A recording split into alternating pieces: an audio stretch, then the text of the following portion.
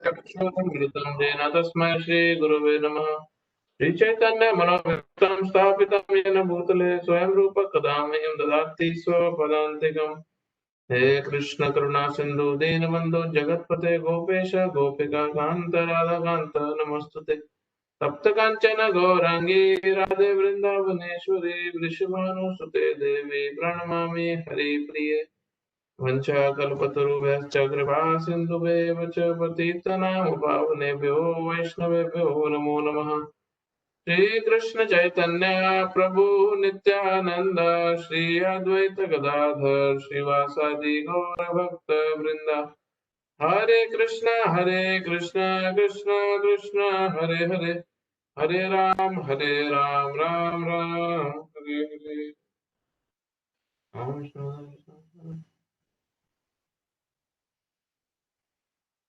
ओम विष्णुपदाय कृष्ण पृष्ठाय भूतले श्रीमद् भक्तिवेदांत स्वामिनिति नामिने नमस्ते सरस्वती देवे गौरवाणी प्रचारिणे निर्विशेष शून्यवादी पाश्चात्य देश तारिणे।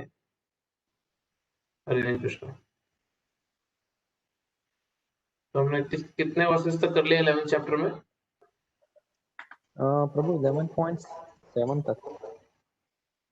11.7 आई थिंक 7 8 नॉट श्योर हमने किया था। 7 तक तो किया हमने।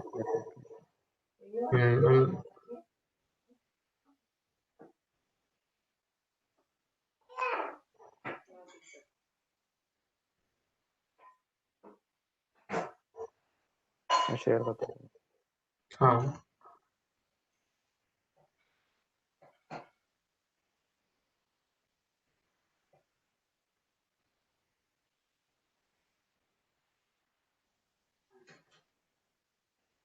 और 11.8 हाँ ये किया था शायद। हाँ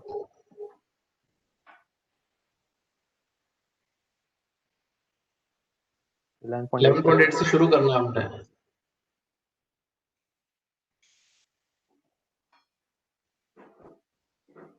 11.8 से हमने स्टार्ट करना है। तो मैं 11.7 एक बार क्विकली पढ़ता हूँ, फिर भी 11.8 निकाल लो। 11.7 सॉरी। या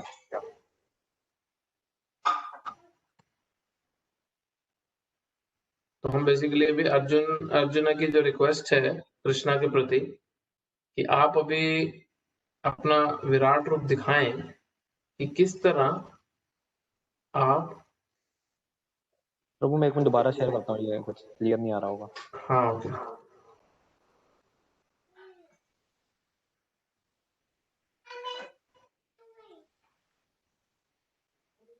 अब ठीक है प्रभु?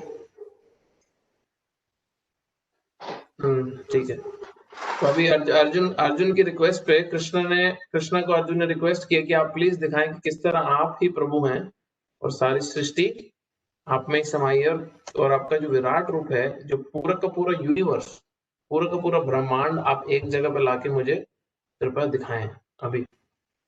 तो ये बेसिकली अर्जुन की फिलहाल रिक्वेस्ट है, जिसके ऊपर कृष्णा के अभी विराट रूप भगवान ने दिखाना शुरू कर दी है। अभी उसको कृष्णा को अर्जुन को भगवान दिव्य चक्षु देंगे और जिससे विराट रूप के दर्शन वो कर सकेगा।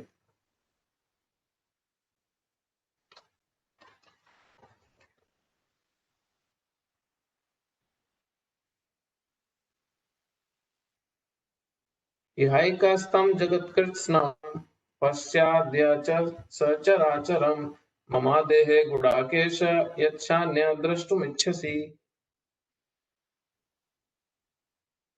7 लगाना ना, 7 लगाना।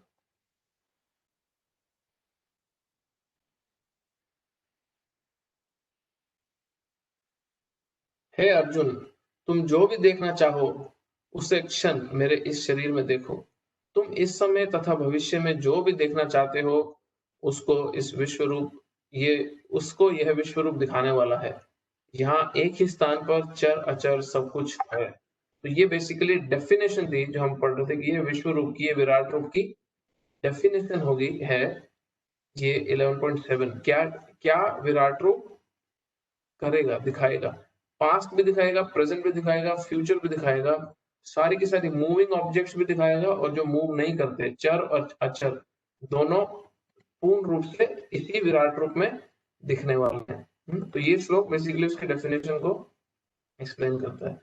कोई भी व्यक्ति एक स्थान में बैठे बैठे सारा विश्व नहीं देख सकता, यहाँ तक कि बड़े से बड़ा वैज्ञानिक भी ये नहीं देख सकता कि ब्रह्मांड के अन्य भागों में क्या हो रहा है, किंतु अर्जुन जैसा भक्त ये देख सकता था कि सारी वस्तुएं जगत में कहाँ-कहाँ स्थित हैं। कृष्ण उसे शक्ति प्रदान करते हैं, जिससे भूत, वर्तमान तथा भविष्य जो कुछ देखना चाहे देख सकता है। इस तरह अर्जुन कृष्ण के अनुग्रह की सारी वस्तुएं देखने में समर्थ हैं। अगला श्लोक।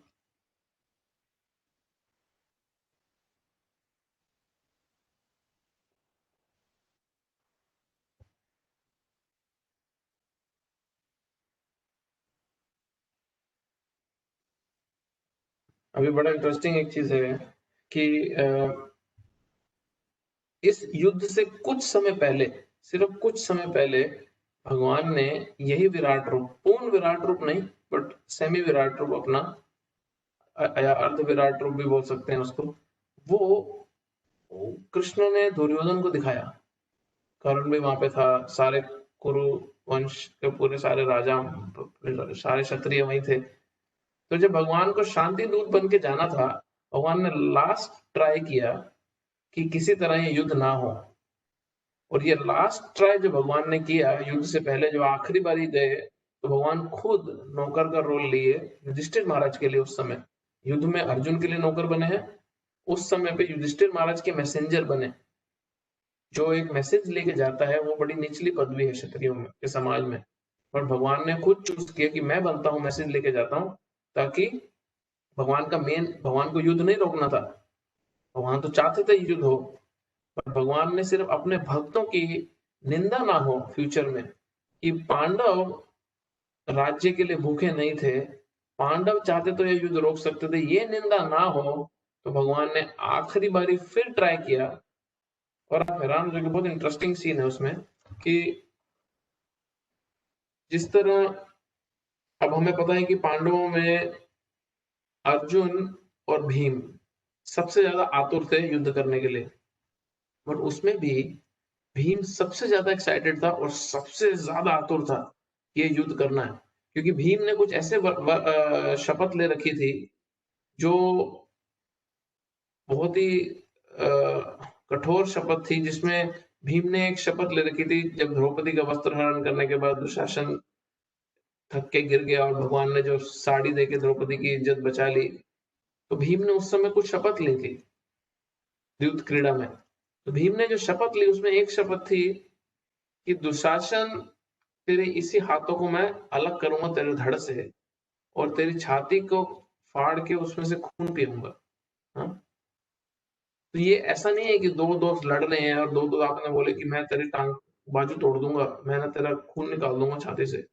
ये भीम ने जब कसम ली, जब भीम ने ये शपथ ली पूरी भरी सभा में, तो दुशासन डर गया, क्योंकि क्षत्रियों के समाज में जब वो कोई शपथ लेता तो या तो वो शपथ को पूरी करता है या अपनी जान दे देता है। तो ये जीने मरने की शपथ होती है क्षत्रियों के समाज में।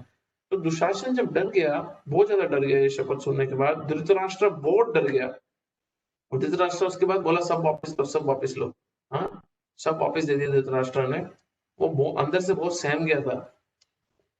भीम ने एक और शपथ ली थी कि मैं 100 के 100 भाइयों को मैं ही मारूंगा, 100 के 100 कुरु वंशियों को, जितने भी थे दुर्योधन और उसके 100 बाकी 99 भाई, उन सबको मैं ही मारूंगा। तो इतना ज्यादा आतुर था, और युद्ध के समय अगर कोई दूसरा पांडव, इवन अर्जुन, कोई दूसरे कुरु के सामने अगर लड़ रहा है और उसको परास्त करने वाला है, तो उसको हरा देता था, बट मारता नहीं था। क्यों? क्योंकि भीम की कसम टूटे ना, तो उसको मारे बिना छोड़ देते थे। या और कोई पांडवों की साइड में जितने भी क्षत्रिय थे, वो दूसरी तरफ में दुर्योधन के किसी भी भाई से अगर लड़ रहे होते थे तो उसको मारते नहीं थे, क्योंकि भीम ने अपनी शपथ पूरी करनी है उनको मारने की। तो ये भीम का इतना रेज था, इतना ज्यादा क्रोधित था वो, कि ये तो युद्ध करना ही करना है, और मुझे इन सब भाइयों को मारना है बेसिकली जान से। वो बहुत अंदर क्रोधित था वो। और जब शांति दूत बन के कृष्ण जाने लगे, हाँ, बड़ा इंटरेस्टिंग है, थोड़ा सा ऑफ टॉपिक है बट बड़ा अच्छा पास टाइम है। जब भगवान शांति दूत बन के जाने लगे तो भीम ने आखिरी जो वर्ड्स बोले वो भीम ने बोले कृष्ण को, और भीम कृष्ण को बोलते हैं कि कृष्ण पूरी सिंसियरिटी से, पूरी शिद्दत से ट्राई करना कि ये युद्ध रुक जाए, हिंसा ना हो। और सारे वहां हंसने लगे भीम को ये देख के। तो जोक भी करा कृष्ण ने कि डर गए हो क्या तुम भीम, जो तुम शांति चाहते हो? बोले नहीं, क्योंकि जब मैं रणभूमि में उतरूंगा तो मैं इतने लोग मारूंगा, इतना नरसंहार होगा, मैं उससे बचने के लिए ये बोल रहा हूँ कि शांति हो जाए तो अच्छा है, युद्ध ना हो। फिर भगवान जाते हैं वहां पे और भगवान अपना मैसेज युधिष्ठिर महाराज का मैसेज रखते हैं और दोबारा से सबको समझाते हैं, धृतराष्ट्र को स्पेशली चेतावनी देते हैं। और दुर्योधन ने पहले ही स्कीम बना रखी होती है कि कृष्ण को बंदी बना के कैद कर लूंगा। कृष्ण को कैद कर लिया मतलब पांडवों की इंटेलिजेंस को कैद कर लिया और फिर उनको हराना आसान हो जाएगा। और भगवान ने जब अपना विस्तार करना शुरू किया और अपना विराट रूप दिखाने लगे, अपने को एक्सपैंड करने लगे, तो ये विराट रूप भगवान ने दिखाया भी तो बहुत कम लोग पहली बात तो उस समय देख सके। भीष्म पितामह देख पाए, उधर संजय देख पाया, कृपाचार्य देख पाया, द्रोणाचार्य देख पाए, बाकी तो कोई देख नहीं पाए। बट उनको ये तो पता चला कि कुछ बहुत अद्भुत हुआ है यहाँ पे। जब भगवान ने वो विराट रूप भी दिखाया, क्योंकि दुर्योधन भगवान का भक्त नहीं है और भगवान ने वो दिव्य चक्षु दुर्योधन को नहीं दिए, तो दुर्योधन ने इसको क्या कह के कंक्लूड कर दिया, समाप्त कर दिया कि ये तो कृष्ण की माया थी, ये तो छलिया है, कुछ जादू दिखा के चला गया। तो इसको हम पकड़ नहीं पाए, इसको तो बाद में देखते हैं। तो वो सारा का सारा जीवन अपना यही मानता रहा कि कृष्ण एक जादूगर है, बहुत ज्यादा मायावी है, माया से अपनी छल देता है, इसके ज्यादा कुछ नहीं है, मेरी शक्ति बहुत है। तो ये उसका माइंडसेट था। अब भगवान ने अर्जुन को वो दिव्य चक्षु दिए हैं बेसिकली, वो दिव्य चक्षु अर्जुन को मिले हैं जिससे अर्जुन ये देख सकता है भगवान का स्वरूप। 8वां श्लोक।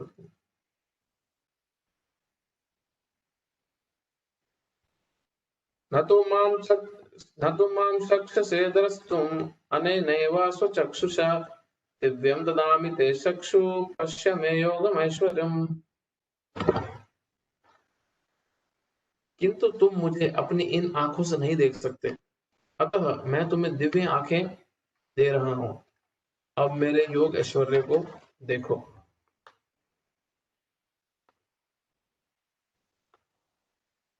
अब इसमें एक चीज बड़ी इंपॉर्टेंट है जो समझने वाली है कि जब भगवान बोल रहे हैं कि मैं तुम्हें दिव्य आंखें दे रहा हूं, उसका मतलब ये नहीं है कि ये जो विराट रूप भगवान दिखाने वाले हैं ये स्पिरिचुअल है और कृष्ण की जो फॉर्म है वो मटेरियल है, वो भौतिक है। जो विराट रूप है वो कोई आध्यात्मिक फॉर्म नहीं है भगवान की। ये बहुत क्लियर पॉइंट समझने वाला है कि विराट रूप भगवान की एक्चुअली में मटेरियल फॉर्म है, बट वो इतनी अद्भुत फॉर्म है, इतना अद्भुत स्वरूप है भगवान का कि ऑर्डिनरी नॉर्मल आंखों से उसको देखा नहीं जा सकता। और नॉर्मल आंखों से क्योंकि उसको देखा नहीं जा सकता, उसके लिए स्पेशल चक्षु चाहिए, दिव्य चक्षु चाहिए, जिससे विराट रूप को तुम अपने सामने समा सको, क्योंकि विराट रूप मतलब पूरा यूनिवर्स तुम्हारे सामने। तात्पर्य, शुद्ध भक्त कृष्ण को अनेक दो भुज रूप अतिरिक्त अन्य किसी भी रूप में देखने की इच्छा नहीं करते। भक्त सिर्फ भगवान को उनके जो स्वरूप है दो भुजाओं वाला, उसमें देखना चाहते हैं। भक्त को भगवत कृपा से ही उनके विराट रूप का दर्शन दिव्य चक्षु नेत्रों से करना होता है, ना कि मन से। मन में तो उन भक्त का आकर्षण कृष्ण के दो भुजाओं वाले रूप में है, बट आंखों से उनको देखना विराट रूप। कृष्ण के विराट रूप का दर्शन करने के लिए अर्जुन से कहा जाता है कि वह अपने मन को नहीं अपितु दृष्टि को बदले। कृष्ण का है विराट रूप कोई महत्वपूर्ण नहीं है, यह बाद के श्लोकों में पता चल जाएगा। फिर भी चूंकि अर्जुन इसका दर्शन करना चाहता था, अतः भगवान ने उसे विराट रूप को देखने के लिए विशिष्ट दृष्टि प्रदान की। इंपॉर्टेंट पॉइंट, कुछ स्पेशल नहीं है इसमें, जो भक्त कृष्ण के साथ दिव्य संबंध में बंधे हैं, वह उनके ऐश्वर्य को ईश्वरीय विहीन प्रदर्शनों से नहीं, अपितु उनके प्रेममय स्वरूपों से आकृष्ट होते हैं। बेसिकली जिसका भगवान से दिल से प्यार है, जो एक्चुअली भगवान से प्रेम करता है, उसको भगवान की ये ऐश्वर्य अट्रैक्ट नहीं करते, भगवान की स्वीटनेस अट्रैक्ट करती है। वृंदावन में जितने भी भगवान के भक्त हैं, चाहे यशोदा माई है, नंद महाराज हैं, जितने भी वृंदावन वासी हैं, उनको भगवान अगर दिखा भी देते हैं अपना ऐश्वर्य रूप। जब वृंदावन वासी एक जंगल में फंस गए, जो पूरे जंगल में आग लग गई थी, तो सबके सामने भगवान ने पूरी की पूरी आग खाली खत्म कर दी। हाँ? सबके सामने भगवान पूरी की पूरी आग को स्वॉलो कर गए, निगल गए। और फिर भी उस समय थोड़ा सा लगा कि ये कौन आदमी है, देवता है, नारायण है, कौन है? और फिर बाद में अरे अपना बच्चा देन वो कवर हो जाता है उनका। कृष्ण के बाल संगी, कृष्ण सखा तथा कृष्ण के माता पिता ये भी नहीं चाहते कि कृष्ण उन्हें अपने ऐश्वर्य का प्रदर्शन कराए। वे तो शुद्ध प्रेम में इतने निमग्न रहते हैं कि उन्हें पता ही नहीं चलता कि कृष्ण भगवान है। वह प्रेम के आदान प्रदान में इतने विभोर रहते हैं कि वे भूल जाते हैं कि श्री कृष्ण परमेश्वर है।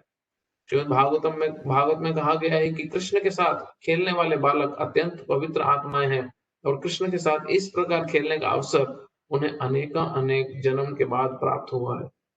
ऐसे बालक ये नहीं जानते कि कृष्ण भगवान है, वे उन्हें अपने निजी मित्र मानते हैं।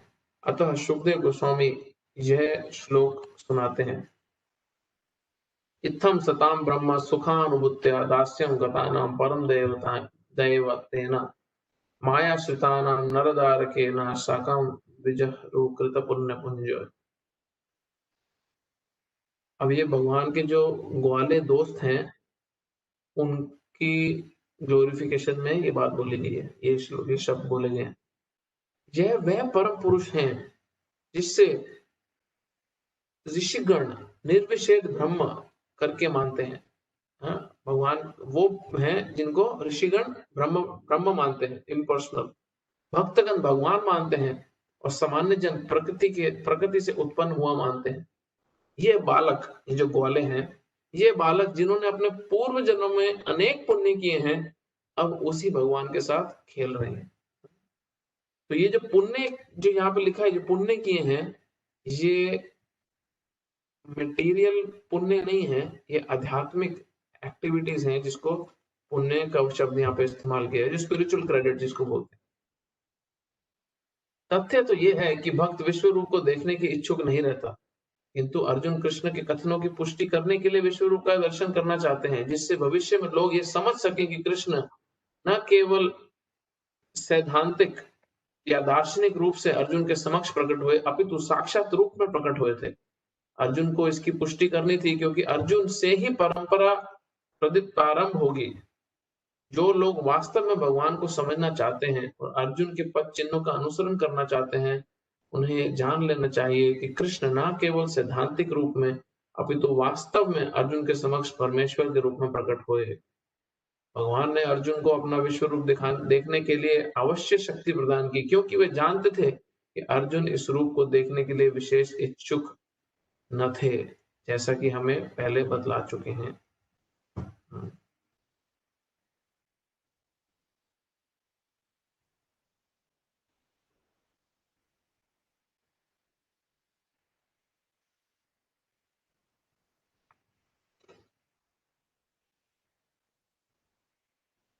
नेक्स्ट।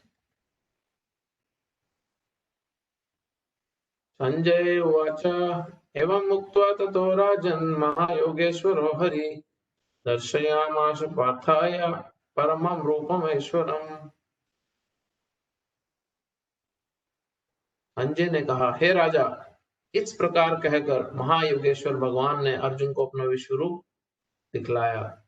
अब बड़ा इंटरेस्टिंग इसमें पॉइंट समझने वाला है कि धृतराष्ट्र जो सम्राट है कुरु डायनेस्टी का, उसको युद्ध से पहले क्लियर पता चल गया था कि कृष्ण परम भगवान है, क्योंकि संजय ने विराट रूप देखा और धृतराष्ट्र को सुना रहे संजय कि कृष्ण परम भगवान है।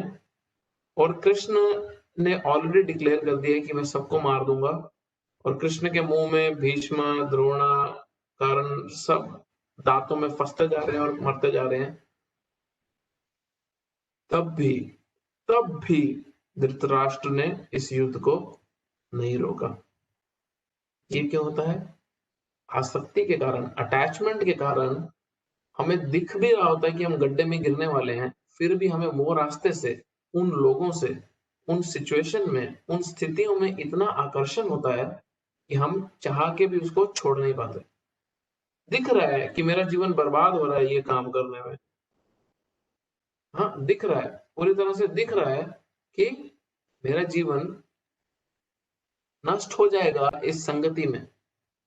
मेरा जीवन खराब हो रहा है इस प्रकार ज्यादा काम कर करके और भगवान के प्रति समय ना देके। मेरा जीवन नष्ट हो रहा है, मेरा परिवार खराब हो रहा है, भक्ति खत्म हो रही है, दिख रहा होता है। बट अटैचमेंट के कारण, आसक्ति के कारण व्यक्ति गड्ढे में गिर रहा है और गिरता जाता है। तो ये बड़ा इंपॉर्टेंट है। और फिर कई बार हमारे पे अगर बड़ी कृपा हो भगवान के भक्तों की, तो वो आके झटका देके हिलाते हैं कि तेरे को दिख नहीं रहा, तो गड्ढे में गिर रहा है, चली जा रहा है, एक ही डायरेक्शन में चली जा रहा है, दिखता नहीं है। हाँ, उस समय पे अगर हम उनके झटके देने का लाभ ले लें, उस समय पे अगर हम फायदा उठा लें उस एसोसिएशन का, तो हम बच जाएंगे गिरने से। अदरवाइज हम अपनी आसक्तियों के कारण, अपने अटैचमेंट के कारण गिरने वाले ही हैं, वो निश्चित है। तो बहुत बारी अभी देखो, ये प्लीज समझने वाली चीज है कि बहुत बारी हम ऐसी सिचुएशन में हैं जहां पे हमारे आसपास भक्त होंगे ही नहीं जो देख रहे हैं कि हम गड्ढे में गिर रहे हैं। और स्पेशली अभी के समय, अभी कोरोना वायरस के समय, सब अपने अपने घरों में बैठे हैं, सबके पास अपने अपने प्राइवेट टाइम है, मंदिर कोई आता नहीं है, भक्तों से कोई मिलता नहीं है, ऑनलाइन मिल रहा है। अभी मैं ऑनलाइन बोल रहा हूँ, जितने भी लोग यहाँ बैठे हैं, मुझे क्या पता कौन सुन रहा है कौन नहीं सुन रहा। मतलब कोई मल्टीटास्किंग कर रहे होंगे, कोई वैसे ही ऑन कर रहे होंगे, मोस्टली आप लोग सुन रहे होंगे, बट फिर भी सामने बैठे तो बंदा बोल सकता है कि अरे फोन साइड रख दो भाई, हाँ, ये मैसेज मत करो, पहले क्लास सुन लो, बाद में देख लेना। बट जनरली जब हम इस सिचुएशन में हम सामने ही नहीं है, तो प्लीज सोचना, ये बहुत इंपॉर्टेंट पॉइंट है। क्योंकि इस ये पॉइंट थोड़ा समझ जाए तो व्यक्ति अंदर से डर भी जाता है एक बारी कि मैं बचूंगा कैसे। कि जैसे अभी नॉर्मल ऑर्डिनरी सिचुएशन में भी, हाँ, नॉर्मल ऑर्डिनरी सिचुएशन में, जैसे एक हफ्ते में तकरीबन तकरीबन मैं बोलूं तो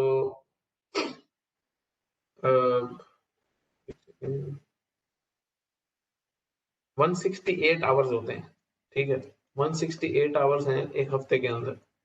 अब वो 168 आवर में से, 168 घंटों में से, हम 2 घंटा, नॉर्मल दिनों की बात कर रहा हूँ, अभी तो कोई मंदिर नहीं आ रहा है, भक्तों के संग में नहीं आता, मैं नॉर्मल दिनों की बात कर रहा हूँ, हम 2 से 3 घंटा इन 168 घंटों में साधु संघ में आते हैं, भक्तों की एसोसिएशन में आते हैं।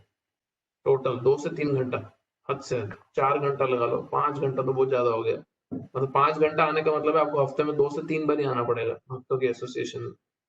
हाँ? ज्यादातर लोग हद मार के हफ्ते में एक बार ही भक्तों के संग में आते हैं। हाँ, अच्छा, गुड गुड स्टैंडिंग है तो, नहीं तो 2 बार ही 3 बार ही, अगर कोई मॉर्निंग प्रोग्राम में रेगुलर आ रहा है, मंदिर के पास रहता है, तो बात अलग है। तो अभी 168 घंटे में 2 घंटे आप भक्तों के पास आ रहे हो, उसमें भी बहुत सारा समय ऐसे इधर उधर व्यर्थ हो जाता है। हाँ? और हम बहुत कम समय ले पाते हैं जहाँ पे हम संग ले पाते हैं भक्तों का, जहाँ पे हमारे दोष सामने प्रकट होते हैं उन भक्तों के, जहाँ पे वो दोष प्रकट होने पे हमारे को सलाह मिलती है कि इसको इसको ठीक करना है, इसको फिक्स करना है। तो सोचो, मतलब 166 घंटे हमारे हमारे खुद के प्राइवेट है, 166 आवर्स, वो हम खुद ही देख रहे हैं, अपनी गाड़ी खुद ही चला रहे हैं, अपने वाहन के खुद ही रक्षक हैं, चालक हैं, सब कुछ हैं। और उसमें ही हमारे को अपनी गलतियां भी ढूंढनी है, समझनी है, उसको ठीक करना है, ताकि आध्यात्मिक रास्ते में प्रगति भी हो सके। तो ये बड़ा ही केवल और बहुत ही इम्पोर्टेंट है, जिसमें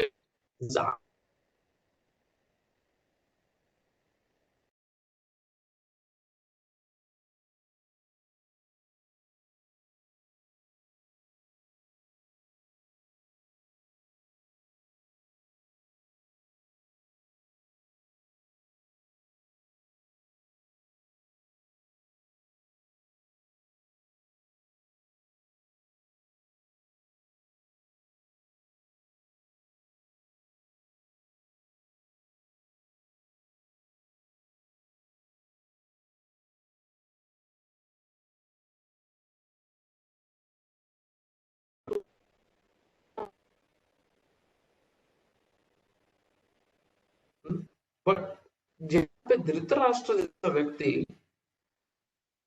को, आई थिंक मेरा इंटरनेट थोड़ा वीक चल रहा है, लुक्स लाइक।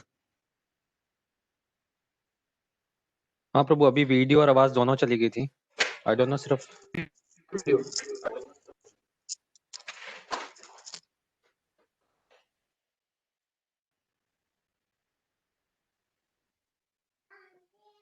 हाँ अभी ठीक हो जाएगा, अभी ठीक हो गया। ओके। प्रभु रिपीट वीडियो आ कर जाए तो मुझे देना, कुछ बता देना। प्रभु रिपीट कर देना लास्ट पॉइंट। वीडियो आ रही है अभी? हाँ वीडियो आ रही है प्रभु, बीच में मिस हो गया जो आपने मेरे ख्याल से बोला था आपको। हाँ तो मैं बोल रहा हूँ कि अब ये धृतराष्ट्र वाली कैटेगरी व्यक्ति को देखो। मैं कंपैरिजन कर रहा था कि धृतराष्ट्र क्यों फिक्स नहीं कर पाया प्रॉब्लम को, ये देखते हुए भी, ये जानते हुए भी। और और और धृतराष्ट्र के सामने विराट रूप दिखा रहे हैं भगवान, पूरी भगवत गीता बोली गई है। फिर भी फिर भी वो इसको, इस प्रॉब्लम को ठीक नहीं कर पाया, युद्ध को नहीं रोक पाया, अपने बच्चों को नहीं समझा पाया। हमारा क्या स्कोप है? हमारा क्या स्कोप है? हमारा एक ही स्कोप है, अपने आप को दूसरे भक्तों के सामने ज्यादा से ज्यादा एक्सपोज करो, ज्यादा से ज्यादा उनके कांटेक्ट में रहो। सिर्फ सुनने से नहीं, हमारे हाव भाव, हमारा विचार उनके सामने प्रकट करने चाहिए, ताकि वो देख सके इसको, और जहां पे हो सके हमारी गलती हमारे सामने भी आ सके और हम रेक्टिफाई भी कर सके। और गलती सामने आना हमारी खुद की, चाहे हमारी नजरों में चाहे दूसरों की नजरों में, बहुत बड़ा वरदान है। क्योंकि तरक्की तो, हमें तरक्की से मतलब है ना, हमें ये थोड़ा ना मतलब है कि मेरी इज्जत बनी रहे। हमें तो तरक्की करने से मतलब है। तो हमारे को अपनी स्पिरिचुअल तरक्की करने से मतलब है, इज्जत बना के क्या कर लेंगे? तो हमारी, तो बहुत बारी भक्त लोग अपने आप को, अपने आप को खुद कई बार नहीं कर एक्सपोज कर पाते कि यार हाँ हाँ, ये मेरी मेरी कमियां हैं। वो ठीक है, सबके अपना शर्म होती है, कुछ होता है।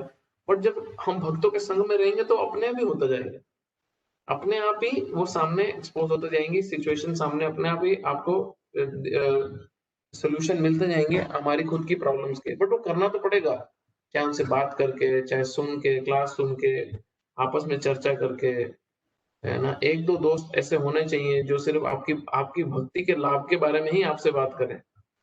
हाँ, उनका इंटरेस्ट, उनका आपके साथ इंटरेस्ट ही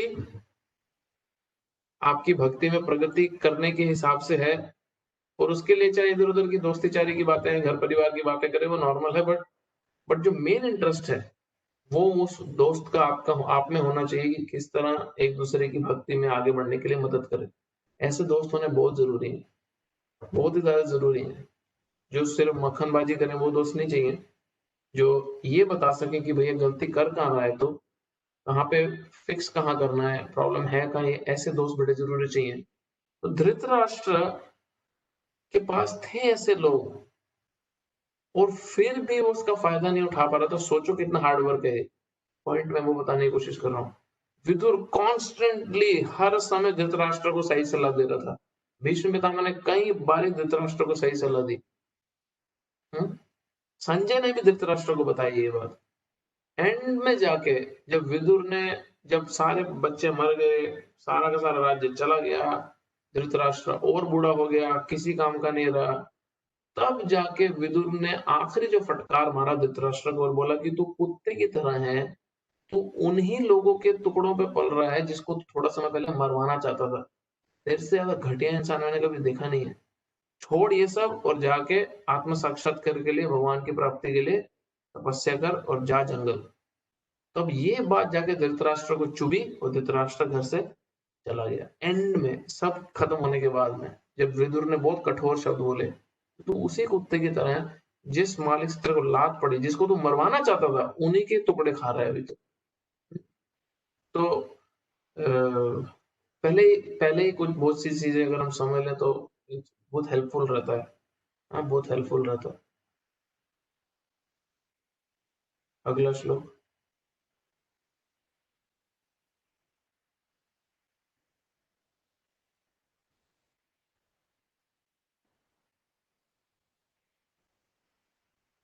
10वां और 11वां एक साथ है। अनेक वक्त्र नयनम अनेक अद्भुत दर्शनम अनेक दिव्याभरणम दिव्यानेकादो दिव्यनेकादोद्यात्युधम दिव्यमाल्याम्बराधारम धरम दिव्यगन्धानुलेपनम सर्वाश्चर्यमयं देवम अनंतम विश्वतोमुखम।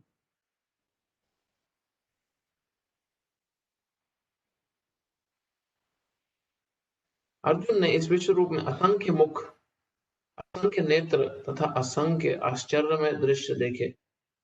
यह रूप अनेक देवी आभूषणों से अलंकृत था और अनेक देवी हथियार उठाए हुए थे। दिव्य, यह देवी मालाएं तथा वस्त्र धारण किए थे और उस पर अनेक दिव्य सुगंधनियां लगी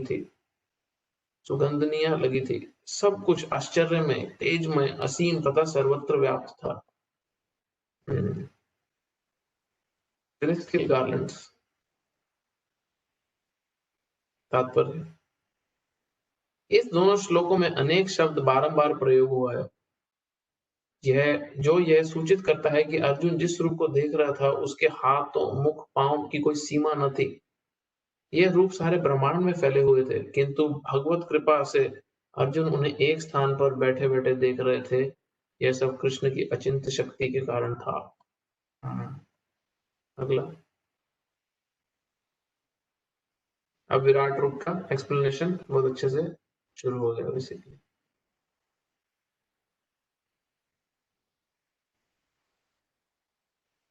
दिवि सूर्य सहस्रस्य भवेद्युगापद उत्थितः यदि भाव सदृश भासस्तस्य महात्मनः। यदि आकाश में हजारों सूर्य एक साथ उदय हों तो उनका प्रकाश शायद परम पुरुष के इस विश्व रूप के तेज की समता कर सके। इतना प्रकाश था उसमें। अर्जुन ने जो कुछ देखा वह अकथ्य था, उसके बारे में कहा नहीं जा सकता। तो भी संजय धृतराष्ट्र को उस महान दर्शन का मानसिक चित्र उपस्थित करने का प्रयत्न कर रहा है। ना तो संजय वहां था, ना धृतराष्ट्र, किंतु व्यासदेव के अनुग्रह से संजय सारी घटनाओं को देख सकता था। अतएव इस स्थिति की तुलना वह एक काल्पनिक घटना हजारों सूर्यों से कर रहा है, जिससे इसे देखा जा सकता है। अब आप लोगों को बैकग्राउंड स्टोरी तो पता ही होगी कि धृतराष्ट्र को तो विजन था नहीं, बट उसकी इच्छा बहुत थी कि युद्ध में क्या हो रहा है मुझे जानना है। उसका इतना हृदय भी नहीं था, क्योंकि वो जानता था उसके बेटे मारे जाएंगे, कि वो खुद देख सके इस पूरे युद्ध को। तो इसलिए संजय को व्यासदेव ने शक्ति दी कि संजय देखे और धृतराष्ट्र को लाइव रिले रेडियो सुनाए। खुद से टीवी देखे और धृतराष्ट्र को रेडियो सुनाए।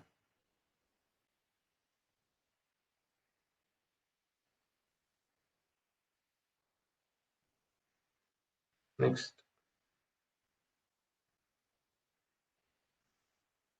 तत्रैकस्थं जगत्कृत्स्नं प्रविभक्तम् अनेकधा अपश्यत् देवदेवस्य शरीरे पांडवस्तदा। उस समय अर्जुन भगवान के विश्व रूप की में एक ही स्थान पर स्थित हजारों भागों में विभक्त ब्रह्मांड के अनंत अंशों को देख सके।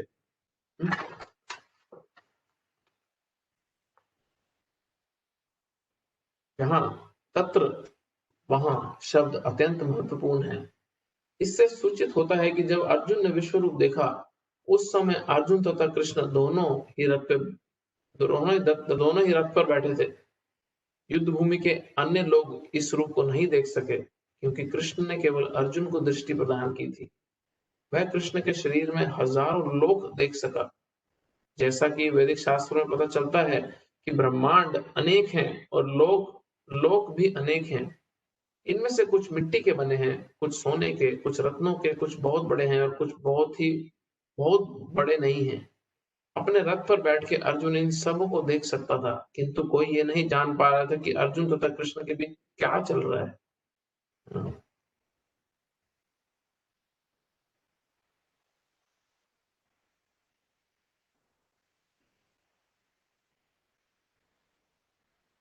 अगला,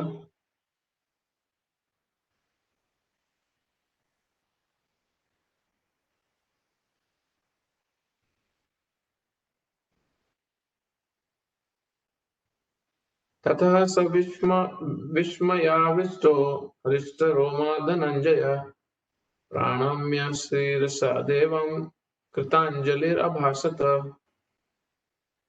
जब मोहग्रस्त एवं आश्चर्यचकित रोमांचित हुए अर्जुन ने प्रणाम करने के लिए मस्तक झुकाया और वह हाथ जोड़कर भगवान से प्रार्थना करने लगा। अब अर्जुन एक्चुअली में भी डरने की स्टेज पे आने वाला है। बहुत डर जाता है अर्जुन, इतना महान रूप देख के भगवान का। एक बार दिव्य दर्शन हुआ नहीं कि कृष्ण तथा अर्जुन के पारस्परिक संबंध तुरंत बदल गए। अभी तक कृष्ण तथा अर्जुन में मैत्री संबंध था, किंतु दर्शन होते ही अर्जुन अत्यंत आदरपूर्वक प्रणाम कर रहा था, हाथ जोड़कर कृष्ण से प्रार्थना कर रहा था, वह उनके विश्व रूप की प्रशंसा कर रहा था। इस प्रकार अर्जुन का संबंध मित्रता न रहकर आश्चर्य का बन गया। बड़े बड़े भक्त कृष्ण को समस्त संबंधों का आधार मानते हैं। शास्त्रों में 12 प्रकार के संबंधों का उल्लेख है और वह सब कृष्ण में निहित हैं। ये सेकेंडरी रिलेशनशिप है, एक प्राइमरी रिलेशन होता है, एक सेकेंडरी है। यहाँ कहा जाता है कि वह दो जीवों के बीच, देवताओं के बीच या भगवान तथा भक्तों के बीच पारस्परिक आदान प्रदान होने वाले संबंधों के सागर। यहाँ पर अर्जुन आश्चर्य संबंध के से प्रेरित है और असीम उसी में वह अत्यंत गंभीर तथा शांत होते हुए भी अत्यंत आह्लादित हो उठा। उसके रोम खड़े हो गए और वह हाथ जोड़कर भगवान की प्रार्थना करने लगा। निस्संदेह वह भयभीत नहीं था, अभी तक नहीं है, आगे होगा। वह भगवान के आश्चर्यों से अभिभूत था। इस समय तो उसके समक्ष आश्चर्य तथा उसकी प्रेम पूर्ण मित्रता आश्चर्य में अभिभूत थी। जो प्रेम था उसका, वो भी आश्चर्य में कन्वर्ट हो चुका था। अतः उसकी प्रतिक्रिया इस प्रकार हुई। अभी जो अर्जुन का मेन विजन कृष्ण को इस समय चल रहा है, इस श्लोक के हिसाब से वो वंडर का चल रहा है। वाह, वंडरफुल, आश्चर्य मतलब इज वंडर स्ट्रक भगवान के ये रूप को देख के।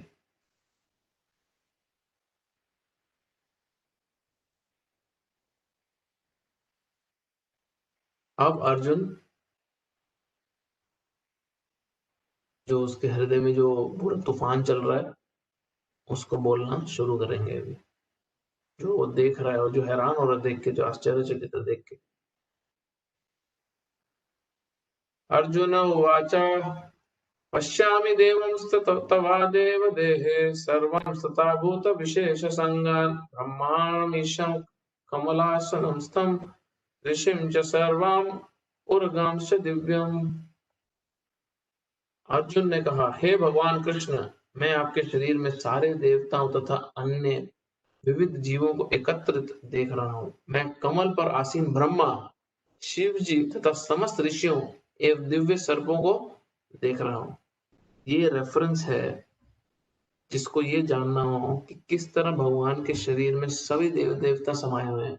ब्रह्मा जी भी, शिव जी भी उनके ही ऊपर आश्रित है। ये रेफरेंस अगर किसी को कोट भी करना हो कभी भगवत गीता से, भगवत गीता में कहाँ लिखा है? अर्जुन खुद अपनी आंखों से देख रहे हैं। अर्जुन ब्रह्मांड के प्रत्येक वस्तु देखता है। अतः वह ब्रह्मांड के प्रथम प्राणी ब्रह्मा को तथा उस दिव्य सर्प को जिस पर गर्भदक्षाय विष्णु ब्रह्मांड का अधोतल की शयन करते हैं देखते हैं। बेसिकली उसने क्या देखा? ब्रह्मा जी को भी देखा, महेश को भी देखा और शिरोदक्षाय विष्णु जो शेष नाग पे रहते हैं उनको भी देखा। इस शेष शैया के नाग को वासुकी भी कहते हैं। अन्य सर्पों को भी वासुकी कहा जाता है। एक वासुकी वो है जिन्होंने समुद्र मंथन के समय मदद की थी, जिसको सांप को यूज किया था रस्सी बना के मंथन करने के लिए, वो भी वासुकी नाम था। इनका भी नाम वासुकी एक है। अर्जुन गर्भदक्षाय विष्णु से लेकर कमल लोक स्थित ब्रह्मांड के शीर्ष भाग को, जहां ब्रह्मांड के प्रथम जीव ब्रह्मा निवास करते हैं, देख सकते थे। जड़ से टॉप तक पूरा यूनिवर्स एक साथ देख सकता था अर्जुन। इसका अर्थ यह है कि अर्जुन आदि से अंत तक की सारी वस्तुएं अपने रथ पे एक ही स्थान पे बैठा बैठा देख सकता था। ये सब भगवान कृष्ण की कृपा से ही संभव हो सका।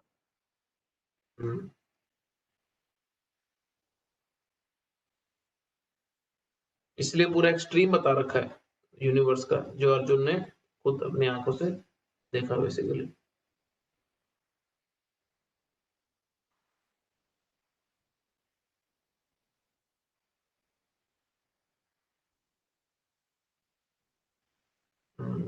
अगला क्वेश्चन, अगला वर्ष।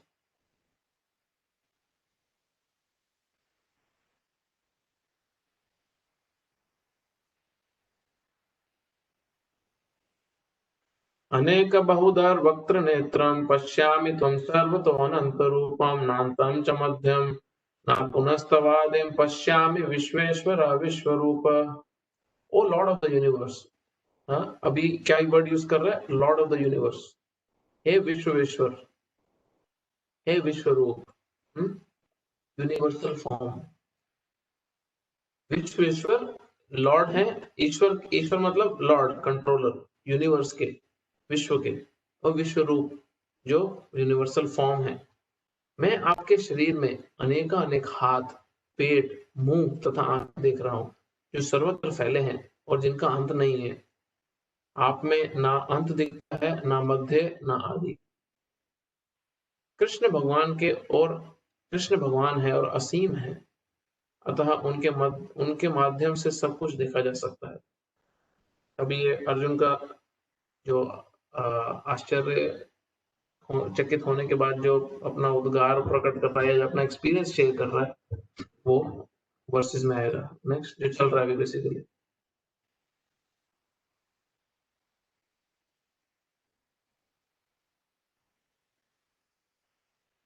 किरीटिनां गदिनां चक्रिणां च तेजोरसिं सर्वतो दीप्तिमन्तं पश्यामि त्वं दुर्निरीक्ष्यं समान्तद् दीप्तानलार्काद्युतिम् अप्रमेयम्। आपके रूप को उसके चकाचौंध के कारण देख पाना कठिन है, क्योंकि वे अग्नि की भांति अथवा सूर्य के अपार प्रकाश की भांति चारों ओर फैल रहा है। तो भी मैं इस तेज में रूप को सर्वत्र देख रहा हूं, जो अनेक मुकुटों, गदाओं तथा चक्रों से विभूषित है। अगला।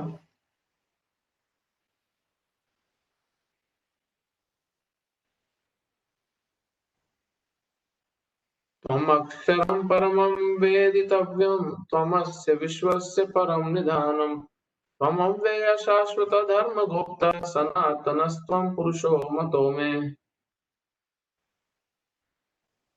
आप परम आग यज्ञ वस्तु हैं, आप परम आग यही वस्तु हैं। अच्छा, इसका मतलब क्या? आप सबसे पुरानी वस्तु हैं बेसिकली। आप इस ब्रह्मांड के परम आधार हैं, आश्रय हैं। त्वम् अक्षरं परम वेदितव्यम्। आप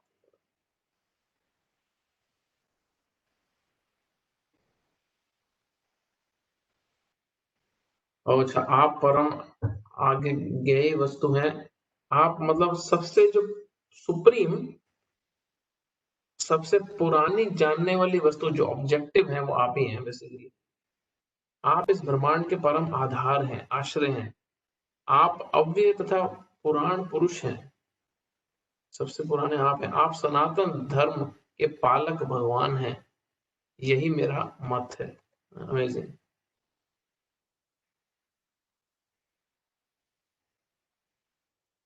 अगला।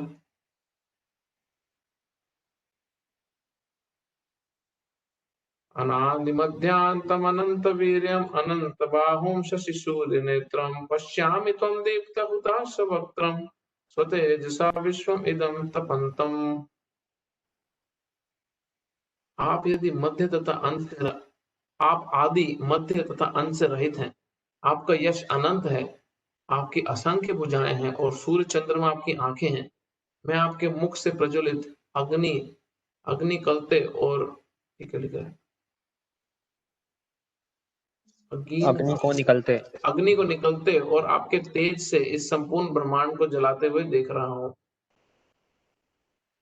भगवान के षडैश्वर्य की कोई सीमा नहीं है। यहाँ पर तथा अन्यत्र भी पुनरुक्ति पाई जाती है, किंतु शास्त्रों के अनुसार कृष्ण की महिमा की पुनरुक्ति कोई साहित्यिक दोष नहीं है। मतलब रिपीटिशन हो रही है यहाँ पे, यहाँ पे रिपीट किया जा रहा है बार बार ना, बड़ी सारी बाजू है, बड़ा सारा ये है, बट ये कोई स्क्रिप्चरल की लिटररी वीकनेस नहीं है, ये शास्त्र की वीकनेस नहीं है। जब व्यक्ति बेविल्डर होता है ना, वंडर में होता है, आश्चर्यचकित होता है, तो वो सेम चीज बहुत बार रिपीट करता है। तो अर्जुन इस समय इतना हैरान परेशान है, इतना आश्चर्य में है कि वो सेम चीज बार बार कई बार रिपीट कर रहा है। कहा जाता है कि मोहग्रस्त होने या परम आहत के समय या आश्चर्य होने पर कथनों की पुनरुक्ति हुआ करती है, रिपीटिशन हुआ करती है। ये कोई दोष नहीं है, स्क्रिप्चरल दोष नहीं है, ये राइटर का दोष नहीं है, ये तो एज इट इज जो अर्जुन का भाव है इस समय प्रकट किया जा रहा है।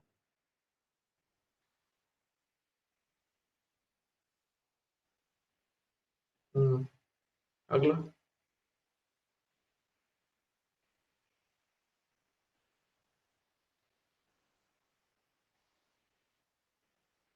द्वावा पृथ्वी और इदम अनंतरम ही व्याप्तम त्वयैकेन दिशश्च सर्व दृष्ट्वा भूतं रूपम उग्रम तवेदम लोकत्रयं प्रव्यथितं महात्मन। यद्यपि आप एक हैं, किंतु आप आकाश तथा सारे लोकों एवं उनके बीच के समस्त अवकाश में व्याप्त हैं। हे महापुरुष, आपके इस अद्भुत तथा भयानक रूप को देख के सारे लोग भयभीत हैं। अभी अर्जुन का वंडर से थोड़ा थोड़ा चेंज होता जाएगा।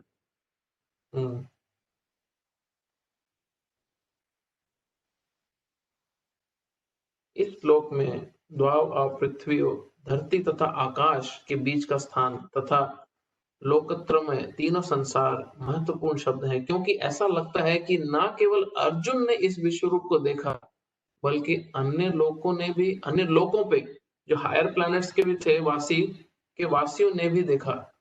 अर्जुन द्वारा विश्व रूप का दर्शन संपन्न न था। अर्जुन द्वारा विश्व रूप का दर्शन स्वप्न न था।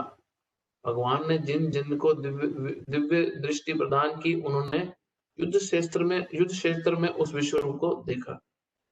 ये हिंट है, ये एक्चुअली रेफरेंस है हमारे पास कि और भी लोगों ने विश्व रूप को देखा, सिर्फ अर्जुन ने नहीं देखा था। नहीं तो वो डर क्यों रहे हैं ना, जो दूसरे लोकों में भी लोग हैं।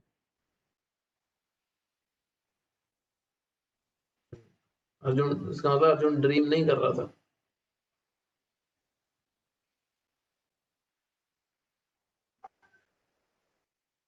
तो हम ये 20 पे रुक रहे हैं आज। नेक्स्ट टाइम हम 21 से शुरू करेंगे, क्योंकि अभी काफी देर एक्सप्लेनेशन रहेगी विश्व रूप की, काफी व्याख्या, अभी बहुत चीजें आएंगी विश्व रूप की, अर्जुन बताएंगे।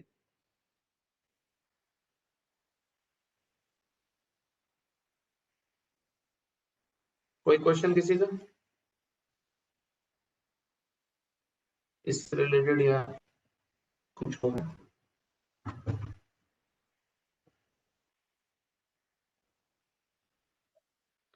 प्रभु। हाँ जी।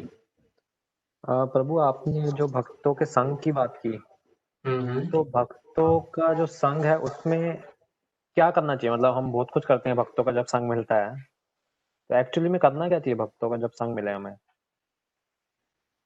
कुछ नहीं, कोई इतना हार्ड, कोई दिमाग को ज्यादा जोर देने की जरूरत नहीं है कि क्या करना चाहिए। बेसिकली एटीट्यूड ये रहना चाहिए कि हम क्या सीख सकते हैं, और सामने वाले को अपने बिहेवियर से, भाषण से नहीं, सामने वाले को अपने बिहेवियर से क्या सिखा सकते हैं भक्ति में आगे बढ़ने के लिए। तो सामने वाले के बिहेवियर से, उसकी भक्ति से, उसके सरेंडर से भगवान के गुरु के प्रति हम क्या सीख सकते हैं, और हमारे सरेंडर, हमारे भगवान की श्रद्धा, हमारी जो जेन्युइन भक्ति है, उस पे नेचुरली जिस तरह हम बिहेव करें ताकि सामने वाले को भी इंस्पिरेशन मिले। एसोसिएशन इतना ही है और कुछ नहीं है। अभी सपोज सामने अभी आप जिन भक्तों से एसोसिएट कर रहे हो, अब जितना वो भक्ति में अग्रसर होंगे उतना ही आपको आगे लेके जा पाएंगे ना। तो वो आपको तो ऐसा तो है नहीं कि भक्ति की बहुत उच्च स्थितियों को दिखा पाएंगे या समझा पाएंगे जब तक वो खुद नहीं होंगे। तो इसलिए बहुत एडवांस डिवोटीज से भी एसोसिएट करना चाहिए, ज्यादा समय अपने बराबर वालों के साथ बिताना चाहिए, और जो नए हैं, जो भक्त जिनको मदद चाहिए, उनके साथ भी थोड़ा समय बिताना चाहिए ताकि उनको भी एडवांस एसोसिएशन मिल सके। बहुत अच्छा भक्तों ने इसको कैलकुलेशन किया हुआ है कि हम अपने जीवन का एटलीस्ट 20% समय जो भक्तों के साथ एसोसिएशन कर रहे हैं, उसमें से 20% हमारा एसोसिएशन एडवांस डिवोटीज के साथ होना चाहिए, जो सीनियर है, जिनका एक्सपीरियंस ज्यादा है, जिनका सरेंडर ज्यादा है, जिनकी भक्ति ज्यादा है। और 60% अपने बराबर अपने दोस्तों के साथ होना चाहिए। दोस्त का मतलब यार नहीं, हाँ चल भाई चल, किसी को बताएंगे नहीं, हम ये कर लेंगे, तुम भी मत बताइए, मैं भी नहीं बताऊंगा ना घर में, ना घर में बीवी बच्चों को भी नहीं, अपने हस्बैंड्स को भी नहीं बताएंगे, मंदिर में बताएंगे तू मेरा दोस्त, तू मेरे दोस्त। वो वाले बराबर नहीं। बराबर मीन्स भक्ति में जो बराबर के आपके आसपास के पीयर्स हैं, जो दोस्त हैं, उनके साथ 60% के करीब समय बिताना चाहिए। क्यों? क्योंकि आप अपनी नेचुरल स्थिति में उस समय पे रहोगे जैसे आप हो, और वो आप प्रैक्टिस करके तरक्की ज्यादा कर पाओगे जिस स्थिति में आप हो। क्योंकि आप सीनियर के सामने तो जी प्रभु लगे रहोगे, तो वो आपका नेचुरल नहीं है, बट वो समय आपका सीखने का है। और जब आप नए डिवोटी के सामने हो तो भी अभी आप अलर्ट रहोगे कि भाई ज्यादा मुंह से कुछ गलत नहीं निकालना, कुछ गलत खाना नहीं, कुछ गलत बोलना नहीं, एकदम टिप टॉप अच्छा भक्त बन के रहना, ताकि उनकी मदद हो सके, या जहाँ पे कंपैशन दिखाया जा सके वो उनको वो दिखाना। बट जब बराबर वालों के साथ होते हैं तो हम असली हम होते हैं। तो उस समय पे बहुत इंपॉर्टेंट है कि हम सीखें और सिखाएं बिना बोले। ज्यादा बराबर वालों को ज्यादा भाषण नहीं देने का। जो आपके फ्रेंड्स हैं डिवोटीज में, जो आपके इक्वल फ्रेंड्स हैं, एक प्रिंसिपल हमेशा याद रखना, जो आपके इक्वल फ्रेंड्स हैं उनको ज्यादा टोका टाकी करने सिखाने की जरूरत नहीं है, और चाहिए भी नहीं। क्यों? क्योंकि वो आपके दोस्त हैं, वो आपके स्टूडेंट नहीं है जो आपसे सीखना चाहेंगे। वो आपसे आपके बिहेवियर के द्वारा सीखते हैं, और आप उनसे उनके बिहेवियर द्वारा सीखोगे। और जो बड़े हैं उनसे हम प्रश्न पूछ सकते हैं और उनसे शिक्षाएं ले सकते हैं, और जो हमसे छोटे हैं उनको हम शिक्षाएं दे सकते हैं जैसी उनकी नीड है उसके हिसाब से। बट जो बराबर वाले हैं, जिसके साथ ज्यादा समय बिताएंगे, उनके साथ बहुत अच्छा व्यवहार रहना चाहिए। अब इसमें इंटरेस्टिंग पॉइंट मैं ट्विस्ट डालना चाहता हूँ कि हम ज्यादा समय कई बार अपने घर परिवार के साथ बिताते हैं, हस्बैंड वाइफ के साथ आपस बिताते हैं, या तो उसमें हमारा बिहेवियर सही होना बहुत जरूरी है। तब दूसरे पार्टनर को इंस्पिरेशन आता है। मतलब बाहर जाके तो प्रभु जी आप तो महान हो, प्रभु आप ये, प्रभु, और पत्नी साथ खड़ी सोच रही है, हाँ मुझे पता है इसकी महानता, हाँ घर आके जो जो होता है मुझे पता है। ये पति माँ सोच रही कि हाँ मैं जानता हूँ सारी महानता, मुझे पता है कहाँ सारी महानता है, माता जी आप तो साक्षात ब्रजवासी हैं, आपकी तो भक्ति इतनी है, आप तो इतनी माला करती हैं, आप तो इतनी सेवा करती हैं। और हस्बैंड बोल रहा हाँ, घर में रोने तो मैं ही सुनता हूँ, हाँ। ये वहां से वाइफ बोल रही है हाँ मुझे पता ना घर में किट किट कौन करता है। यहाँ पे मंदिर कई कई कई बारी मैंने सुना है, कई बारी बोलती है कि मंदिर में तो तुम सेवा करते नहीं सकते, घर में तुम पानी का गिलास नहीं उठा के पीते हैं। तो ऐसा हमारे जो जिनके साथ हम बहुत समय बिता रहे हैं, उनके साथ जो हमारा बिहेवियर है वो सामने वाले की प्रगति में बहुत इंपॉर्टेंट रहता है। आपने कुछ जगह कुछ कुछ भक्त ऐसे होते हैं कि बहुत बहुत पुशी रहते हैं अपने ही रिश्तेदारों को, बहुत पुश करते हैं अपने। सोच रहे यार ये बोलता रहता है, खुद तो कुछ करता नहीं है। तो जो हमारा बोलना है ना उस समय कि हाँ हाँ तुम भक्ति करो, हाँ हाँ तुम आगे बढ़ो, तुम आगे बढ़ो, इसको भी करो, तुम भी करो, सारे रिश्तेदारों को इकट्ठा करके लाया, तुम भी भक्ति करो, तुम भक्ति करो, एक पैसा नहीं पड़ता, और एक भी नहीं करेगा, और करता भी नहीं है। क्यों? क्योंकि हम नहीं करते, हम नहीं करते हैं। तो ये एसोसिएशन का ये तरीका है, थोड़ा सिंपलिस्टिक तरीका मैं बता रहा हूँ जो प्रैक्टिकली आप अप्लाई कर सकते हो। इट्स वेरी इंपॉर्टेंट कि फैमिली में, हस्बैंड वाइफ में, बच्चों में बच्चों को दिखना चाहिए कि यार मेरे पेरेंट्स, मेरे पापा बहुत डिवोशनल है, मेरी मम्मी बहुत एक्चुअली बहुत सरेंडर्ड है, बहुत डिवोशनल है अपने डिसीजन मेकिंग में, अपने लाइफस्टाइल में। और फिर बच्चा जब वो देख के बड़ा हो रहा होता है तो वो वही कॉपी करता है और नेचुरली उसका भी डिवोशन जाग ही रहा है। हाँ, वो बच्चा ये देख रहा है कि मेरे पापा बहुत अच्छे लेक्चर देते हैं, बहुत अच्छे लेक्चर देते हैं, बट उसने पापा का सरेंडर देखा ही नहीं, ह्यूमिलिटी देखा ही नहीं, डिवोटी सर्विस एटीट्यूड देखा ही नहीं, वैष्णव सेवा कुछ देखा ही नहीं है, वैष्णव सदाचार कुछ एटिकेट्स देखे ही नहीं, तो वो भी बड़ा होकर क्या भाषण ही देगा सिर्फ, वो भी लेक्चरबाजी करेगा, वो भी तो ये बहुत सारे फैक्टर्स हैं फैमिली में कैसे एसोसिएट करना है, बहुत डिटेल्स में है इसमें, मुझे इतना एक्सपीरियंस नहीं है फैमिली में इसका, बट इतना थोड़ा बहुत पता है। ठीक है, थैंक यू प्रभु। प्रभु इसमें एक पॉइंट पे, जैसे बच्चे हमारे बिहेवियर से डेफिनेटली सीखेंगे, बट कभी कभी बच्चों को थोड़ा सा एंकरेज करने के लिए कई बार हम पुश भी कर देते हैं कि आप ये करो या मृदंगा सीखो, आप ढंग से नहीं कर रहे हैं। तो वो कई बार मेरे को समझ नहीं आता कि ये सही है या गलत है। कई बार हम जैसे वो ठीक से नहीं कर रहा होता, जैसे मैं आरव को बोल देता हूँ मृदंगा ठीक से करो, या थोड़ा सा पुश कई बार तो कर देता हूँ। चाहिए ना बच्चों को तो गेम्स और टॉफी लॉली से फुर्सत मिलती नहीं है। आप उनको मैथ साइंस भी नहीं सिखा पाओगे अगर थोड़ा सा इनकरेज नहीं करोगे तो।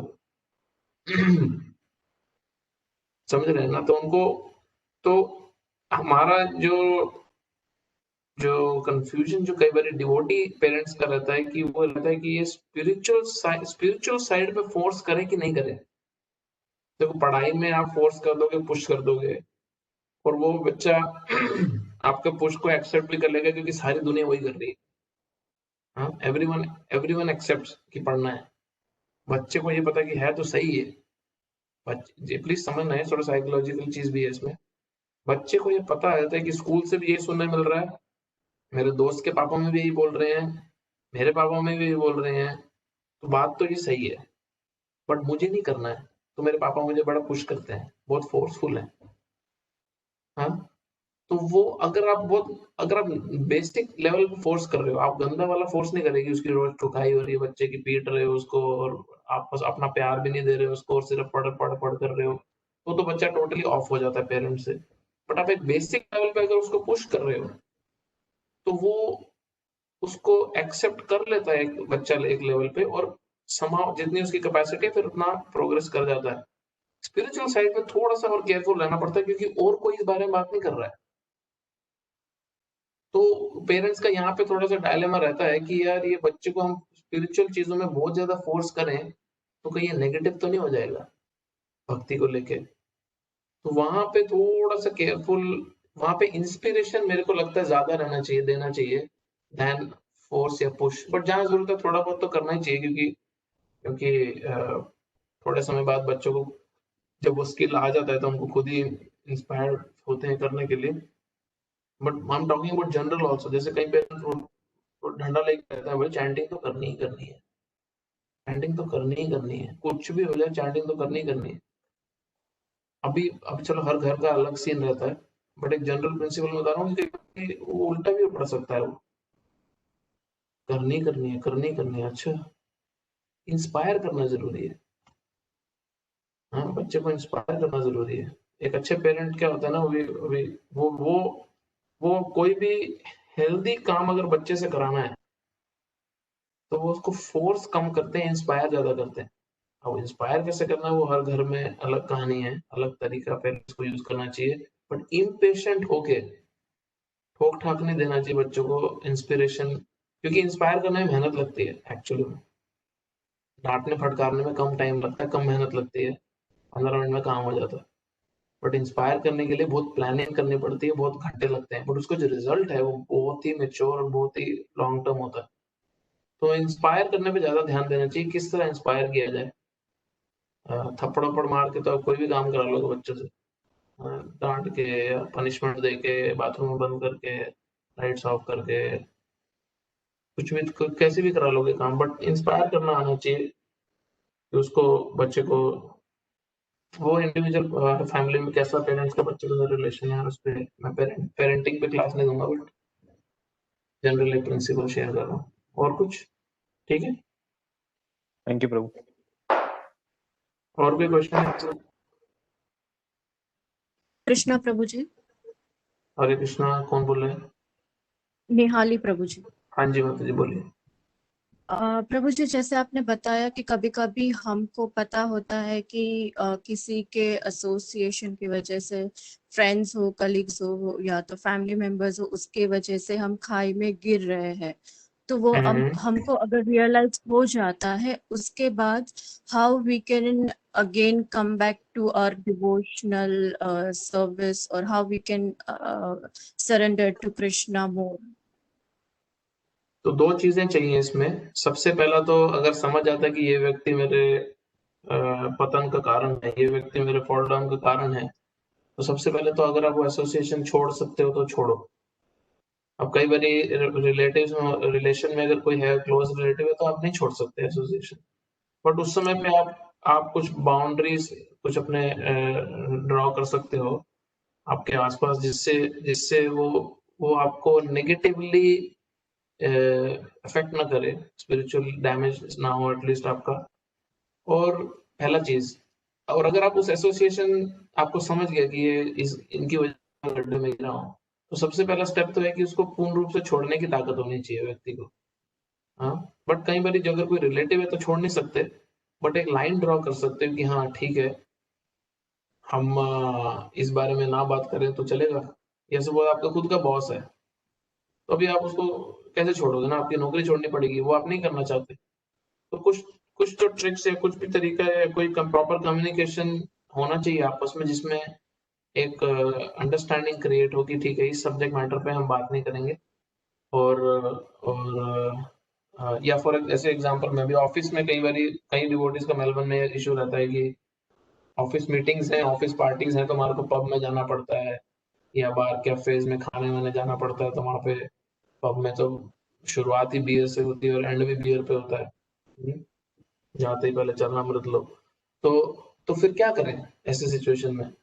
और भक्तों को नहीं जाना होता, तो फिर उनको कुछ ना कुछ ऐसा अपने टीम लीड से या मैनेजर से कुछ तो ऐसा सेटिंग बिठाना पड़ता है कि मुझे पसंद नहीं है, या मेरा फैमिली कुछ भी जो भी रीजन देके, या आई एम एलर्जिक।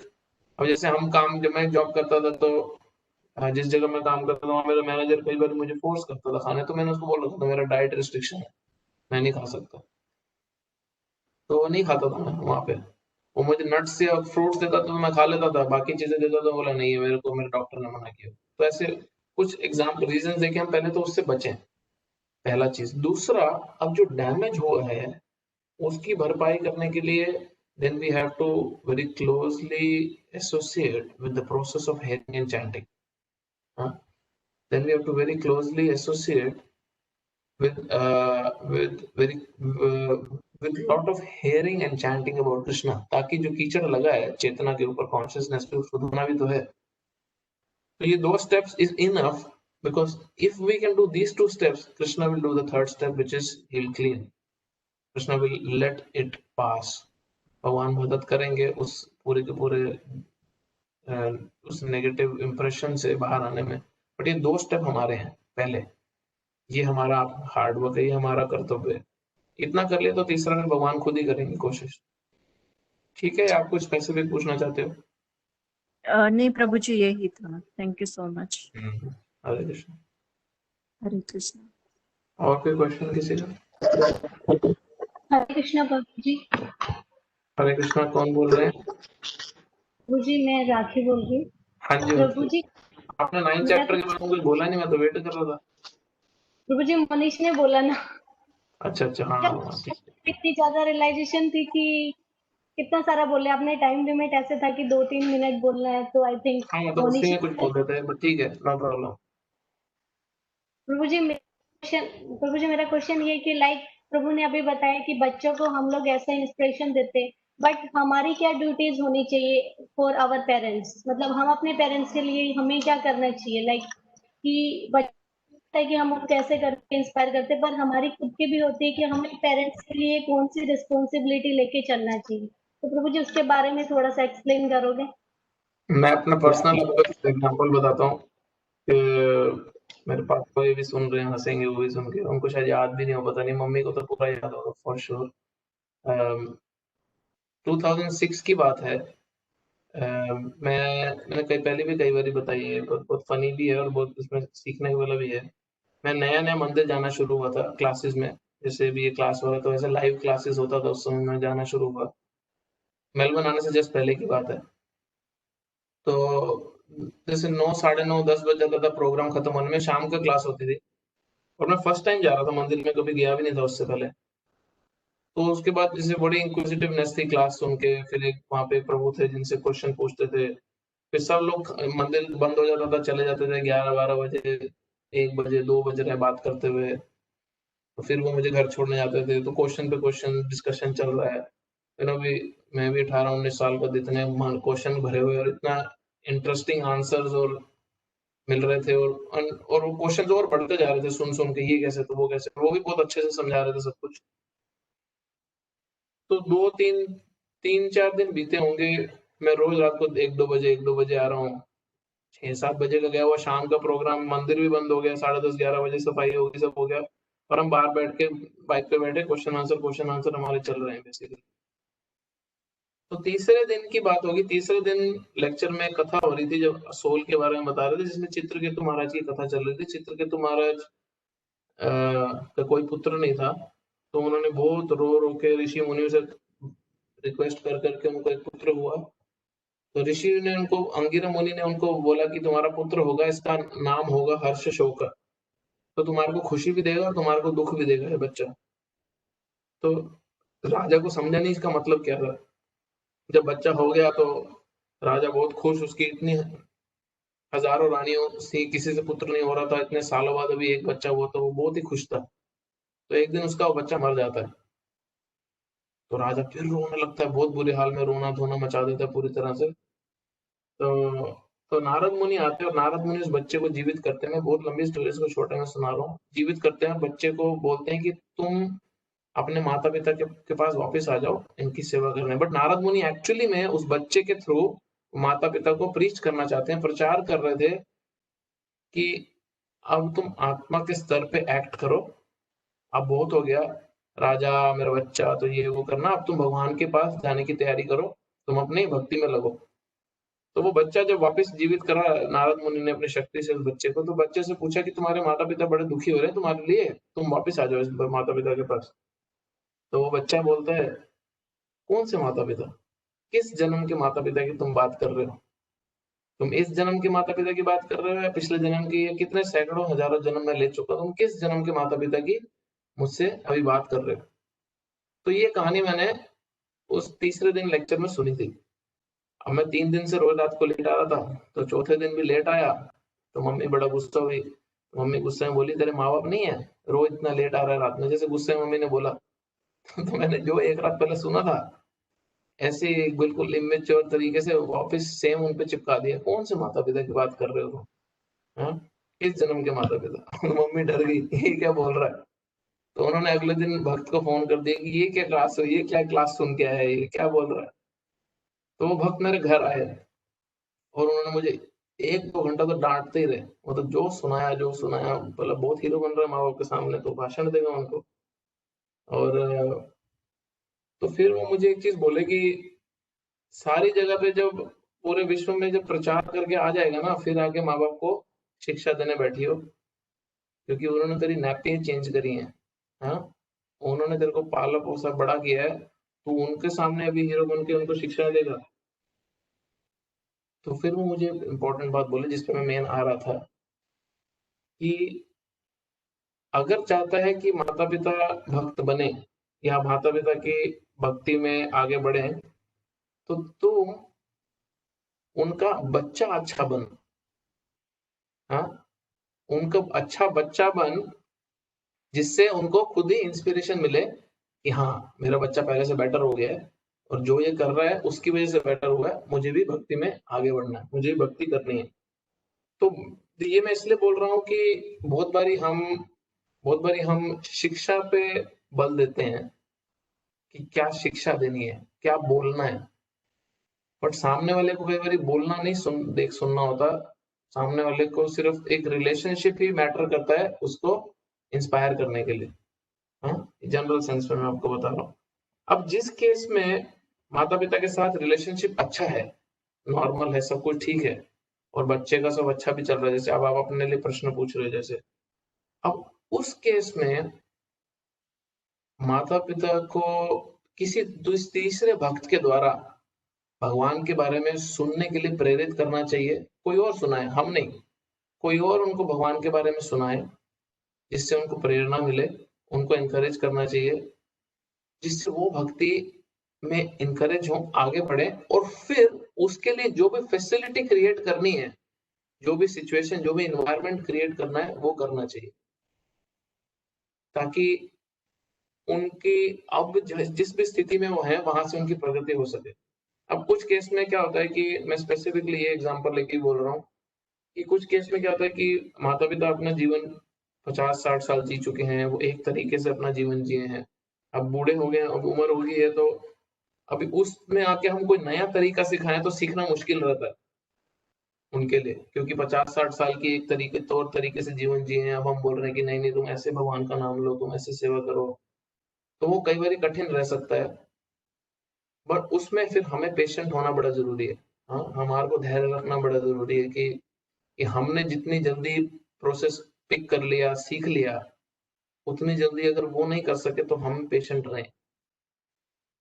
बट ये देखना बड़ा जरूरी है कि माता पिता जो भी आध्यात्मिक प्रगति कर रहे हैं उससे नीचे ना गिरे, आगे ही बढ़े, उससे नीचे ना गिरे किसी भी कारण से, और वो अगर गिरते हुए दिख रहे हैं तो उसके लिए सारे प्रयास करने चाहिए, उनको वापस से ऊर्जा देने के लिए, इंस्पायर करने के लिए कि वापस से उठो, नीचे नहीं गिरना है।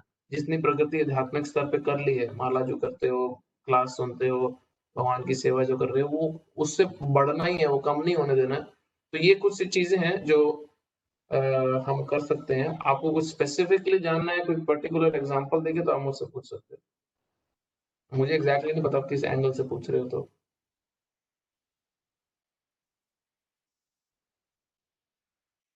प्रभु एक्चुअली ऐसा आता है कि लाइक अभी जो सिचुएशन चल रही है, तो लाइक हम लोग यहाँ उस इंडिया में, पेरेंट्स इंडिया में हैं, या इस सिचुएशन में कि आप हम उनकी हेल्प कर सकते हैं, लाइक शेयर लेक्चर और अदर, लेकिन अकॉर्डिंग जैसे आता है कि पेरेंट्स की सेवा करनी चाहिए एट दैट टाइम, आप उनके पास में हमेशा होने चाहिए, तो उसमें आप उसके बारे में मुझे स्पेशली ये था कि वहां पे आप क्या कहोगे। लाइक काफी बार आता है कि हमने सिर्फ बात की है थोड़ी देर, बट लोग कहते हैं कि ऐसे भी बच्चे होते हैं जो सब कुछ काम करते हैं बट पेरेंट्स से बात ही नहीं करते। पर उसका ये है कि हम उनसे बात कर रहे हैं बट आप एक सिचुएशन में उनसे इतना दूर हो, तो like what we are giving to our children also कि ठीक है हम भी तो अपने पेरेंट्स से दूर बैठे हुए हैं, तो लाइक हम उनके सामने हर चीजों को एज एग्जाम्पल देना चाहें, तो आप इसके ऊपर क्या कहना चाहोगे प्रभु जी? क्योंकि पेरेंट्स को हमेशा बच्चों की जरूरत होती है, या फिर उनके हाँ, तो अभी आप जब पेरेंट्स की बात कर रहे हो तो अपने मम्मी पापा की बात कर रहे हो या सास ससुर की बात कर रहे हो? वैसे मैं दोनों की बात कर रही हूँ। तो अभी आप सपोज अपने मम्मी पापा की बात कर रहे हो तो आप किसी भी सिचुएशन में तो उनके पास रह नहीं पाते, क्योंकि आप अपने हस्बैंड के घर पे ही होते हैं। यस प्रभु जी। तो वो तो आपकी लिमिटेशन पहले भी होती है और अब भी है, बट ऑफ कोर्स अगर इंडिया में आसपास होते तो बात अलग होती है, अभी आप दूर हो। बट सपोज जैसे फॉर एग्जांपल अगर आप सास ससुर की बात कर रहे हो या मम्मी पापा की बात कर रहे हो, तो एक तो हुआ आध्यात्मिक केयर देना, स्पिरिचुअल केयर देना, और एक होता है फिजिकल इमोशनल केयर देना जो साथ रह के दिया जाता है। और ये दोनों जरूरी हैं। तो जो शास्त्र के पॉइंट ऑफ व्यू से मैं बता रहा हूँ कि जो भी व्यक्ति गृहस्थ आश्रम में है, जो भी व्यक्ति गृहस्थ आश्रम में है, उसकी रिस्पॉन्सिबिलिटी है कि वो किसी भी तरह कुछ मर्जी प्रपंच रचे, कुछ मर्जी करे। कौन चल रहा किसी का? विद्या म्यूट करो ना प्लीज। तो जो गृहस्थ आश्रम में है, अभी सोसाइटी डिवाइडेड है ना, 4 वर्ण और 4 आश्रम में, तो जो गृहस्थ आश्रम है उनकी जिम्मेदारी है कि कुछ भी करना पड़े कैसे भी करना पड़े तो स्पिरिचुअल केयर और फिजिकल इमोशनल केयर उनको माता पिता को देना ही चाहिए, देना ही पड़ेगा। हाँ, अगर कोई और किसी तीस आश्रम में से एक है, ब्रह्मचर्य आश्रम है, वानप्रस्थम है, संन्यास में है, तो उसका स्पिरिचुअल केयर के लिए अरेंजमेंट करना उसकी जिम्मेदारी है। हाँ, बट अगर कोई गृहस्थ आश्रम में है और वो इस जिम्मेदारी से भागे कि वो माता पिता को सहयोग ना दे उनके जरूरत के समय, या वो माता पिता के पास ना हो, या पति पत्नी के लट्टू बन के माता पिता को त्याग दे, अनाथालय वृद्धाश्रम भेज दे, तो वो व्यक्ति को जो पापों का रिएक्शन लेना पड़ेगा वो बहुत ही हैवी होगा, और हो सकता है कि इसी जीवन में उसके बच्चे ही उसको वो सेम रूप दिखा दे। तो अगर कोई इस सिचुएशन में है और वो निग्लेक्ट करता है इस ड्यूटी को, किसी भी कारण, जेन्युइन रीजन की बात नहीं कर रहा मैं, किसी भी वीकनेस के कारण, कि घर में लड़ाई हो जाएगी, ऐसे हो जाएगा, वैसे हो जाएगा, तो उसको रिएक्शन लेना पड़ेगा, क्योंकि वो भी उसकी जिम्मेदारी है। हाँ, वो भी हस्बैंड की जिम्मेदारी है, वो भी उस लड़के की, उस बच्चे की जिम्मेदारी है कि माता पिता को समय दे। अब लड़की की जब बात आती है तो कई बार कुछ जगह पे ऐसा होता है कि जो लड़के साइड है, जो हस्बैंड साइड है, वो बोलते हैं कि तेरा माता पिता से कोई रिलेशन नहीं रखना। हाँ, तो तेरा मायके में जब जाएगी तब जाएगी, नो कांटेक्ट उनको। बट अगर आप देखोगे तो कि हमने बहुत से केसेस में ऐसा देखा है कि सिर्फ अगर लड़की ही है, बेटा है ही नहीं, सपोज सिर्फ लड़की ही है, तो हस्बैंड को ये जिम्मेदारी वाइफ के बिहाफ पे लेनी चाहिए, जहां पे वो वाइफ के माता पिता को सपोर्ट दे, वाइफ के माता पिता को सपोर्ट करे। क्यों? क्योंकि अगर रिएक्शन रूप में उसी की 2 बेटियां हो गई, या उसी का एक बेटा हो गया, बेटे ने छोड़ दिया और बेटी भी ध्यान नहीं दे रही, तो वो ये सारी चीजें वापस घूम के आएंगी। हाँ, तो ये तो खैर टीम वर्क है विद इन फैमिली, बट मैं स्क्रिप्चरली बेसिकली बता रहा हूँ कि अगर कोई गृहस्थ आश्रम है और वो इस जिम्मेदारी से भागता है किसी भी कमजोरी के कारण, तो उसको उसका रिएक्शन भुगतना ही पड़ेगा, और इससे किसी भी तरह नहीं भागना चाहिए। अब जिस सिचुएशन में हम हैं, कोरोना वायरस हुआ है, पेरेंट्स इंडिया में अटके हुए हैं, यहाँ पे हैं, अब ये तो सिचुएशन पूरी दुनिया के साथ ही है, ये कोई आपके अकेले के साथ तो है नहीं। जो पूरी सिचुएशन पूरी दुनिया के साथ है, उसको तो ज्यादा आप कुछ कर नहीं सकते, क्योंकि बहुत बड़े स्केल पे पूरे के पूरे प्लैनेट को ही इफेक्ट हुआ है। बट जितना ज्यादा हो सके उसमें एटलीस्ट फाइनेंशियली और इमोशनली तो पेरेंट्स को सपोर्ट देना ही चाहिए, अगर आप ऐसे अटके हुए और उनके पास नहीं जा सकते हो भी इस सिचुएशन में। तो जो इसलिए फिजिकल, इमोशनल, स्पिरिचुअल, अब फिजिकल में आपका पास रहना, फाइनेंशियली उनको मदद करना। अब जैसे मेरे एक दूर का कजन है, अब उसकी वाइफ अलाउ नहीं करती कि तो उसके माँ बाप को पैसा दे, लड़ाई हो जाती है उनके आपस में, बोले माँ बाप को पैसे क्यों दे रहा, तो हम कमा रहे हैं, हमारा फ्यूचर ये वो उनके पास है, तो उसको छुप के देना पड़ता है अपनी माँ को पैसा।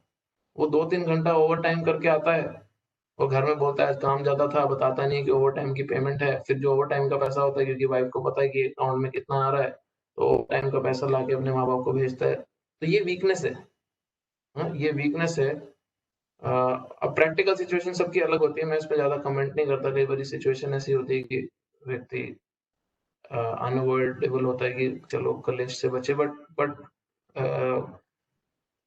बहुत बारी ये वीकनेस के कारण होता है, हृदय की दुर्बलता के कारण होता है, जहाँ पे अपनी अटैचमेंट्स के कारण व्यक्ति स्टैंड नहीं ले पाता अपनी ड्यूटीज को लेके। तो जितना मेरे इसमें बहुत ज्यादा जितना समझे मैं उस हिसाब से बता रहा हूँ आपको, ठीक है।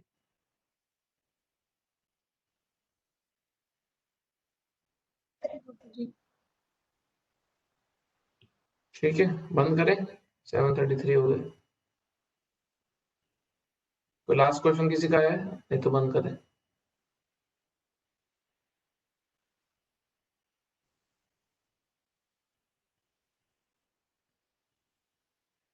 हरे कृष्णा। ग्रंथराज श्रीमद् भगवद गीता की जय, श्रील प्रभुपाद की जय। Thank you. हरे